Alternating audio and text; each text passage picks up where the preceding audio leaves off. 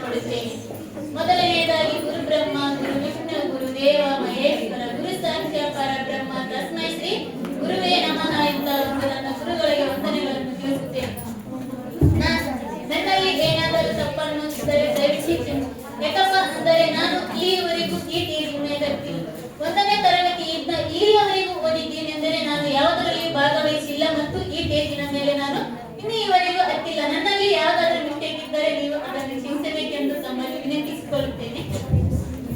ಮೊದಲನೇದು ಏನಪ್ಪಾ ಅಂದ್ರೆ ನಾನು ತುಂಬಾ ಭಯ ಪಡ್ತೇನೆ. ನಾವು ಮೊದಲನೇದಾಗಿ ಬಂದಾಗ ಫಸ್ಟ್ MG ಸರ್ ನಮಗೆ ಭೇಟಿಯಾಗಿದ್ದರು. ಅವರು ಏನಂದ್ರಪ್ಪ ಅಂದ್ರೆ ನಾಳೆ ಪರ್ಯಂತವಾಗಿ ನಮಗೆಲ್ಲರಿಗೂ ಇದು ಒಂಥರ ಬೇಜಾರಾಯ್ತು. ಅವಾಗ ನನಗೆ ಏನಣ್ಣ ಪ್ರತಿ ದಿನ ಬಂದ ತಕ್ಷಣ ಸರ್ ಈ ತರ ಇದ್ರಲ್ಲ, ಇಲ್ಲಿರುವಂತ ಎಲ್ಲ ಸರ್ ನೋಡಿ ನನಗೆ ತುಂಬಾ ಭಯ ಆಗ್ತದ.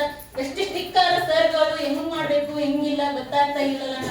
ನೀನೇನ್ ಭಯ ಪಡ್ಬೇಡ, ಎಲ್ಲಾನು ಗೊತ್ತಾಗುತ್ತಾ, ಅಷ್ಟೇ ಭಯ ಪಡ್ತೀಯ ಅಂತಂದ್ರು.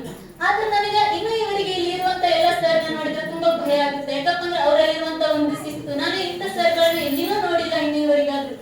ನಾವು ನಮ್ಮ ಸ್ಕೂಲ್ ಇಂಟರ್ನ್ಶಿಪ್ ಹಾಕಿದ್ರು ಎಲ್ಲಪ್ಪ ಅಂದ್ರೆ ಬಾಯ್ಸ್ ಮತ್ತು ಗರ್ಲ್ಸ್ ಅಲ್ಲಿರುವಂತ ಮಕ್ಕಳಿಗೆ ಇಲ್ಲಿ ಸಹ ಓದಕ್ ಬರಲ್ಲ. ಅಲ್ಲಿರುವಂತ ಮಕ್ಕಳು ಸಹ ಒಂದು ಶಿಸ್ತು ಸಹ ಹೊಂದಿರಲಿಲ್ಲ.